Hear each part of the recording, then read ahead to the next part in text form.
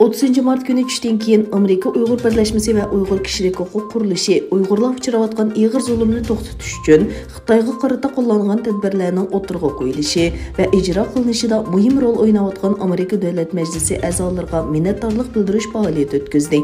Amerika Tashqi ishlar ministrligi o'tgan yili 19 yanvar kuni Xitoy hukumatining Sharqiy Turkistonda Uyg'urlarni asos qilgan musulmon millatlarga qaratgan keng ko'lamli bostirishini rasmiy irqiy qirg'inchilik va insoniyatga qarshi jinoyat deb bekitgan edi. Shundan boshlab Amerika hozirgacha Uyg'urlarga munosabatlik bir qancha muhim qonunlarni yo'lga qo'ydi.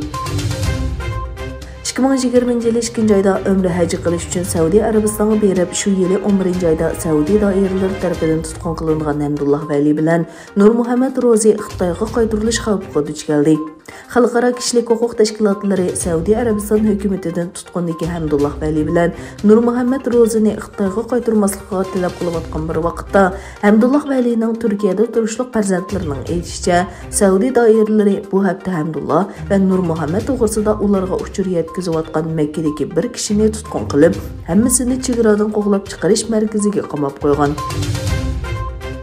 20 mart günü 28 yaşlıq yaş Uyghur fəaliyyətçi İntizar İlham özünün Avstraliya parlament sayılımıga qatnaşıdığanlığını bildirdi. Hem de Xitayning Avstraliyaga, Uyg'urlarga cümleden dunyoga ilib kelayotgan tehditlarga qarshi raqobatga tayyor bo'ladiganligini jakarildi. Shu kuni bu xabar Avstraliya ABC xabarlari kanalida xabar qilindi.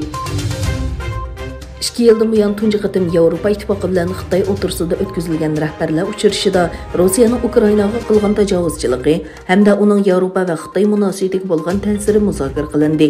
Yevropa Kengashining raisi Charles Michel, Yevropa İttifaqı komitetining raisi Ursula von der Leyen, Yevropa İttifaqıning tashqi munosabat va bexatarlik siyosati yuqori darajalik vakili Josep Borrell oldi bilan Xitoy bosh ministri Li Keqiang bilan orqadan prezident Xi Jinping bilan ko'rishdi. Yevropa İttifaqı Xitoyning Rossiyaning Ukrainaga qilgan tajovuzchilikni qo'llamaslikka ogohlantirgan bo'lsa-mu, Beijing hukumati o'zlarining talab tutishini rad qilganligini va qutblashishga qarshi turganligini bildirdi. Xitoy Yevropa İttifoqiga Amerikadan mustaqil harakat qilish to'g'risida signal berdi. O'zbekistonda Qirg'izistonning janubidagi Batken rayonining Margoniyasida 9 oy ichida 3 million 500 ming dollar mablag' selingan 330 o'quvchi sig'adigan maktab soldi. Bu maktabning ichilishiga Qirg'iziston Ministrlar Kengashining raisi Akebek Japarov va o shaharida ziyoratda bo'layotgan O'zbekiston bosh ministri Abdullah Aripov to'rdan qatnashdi.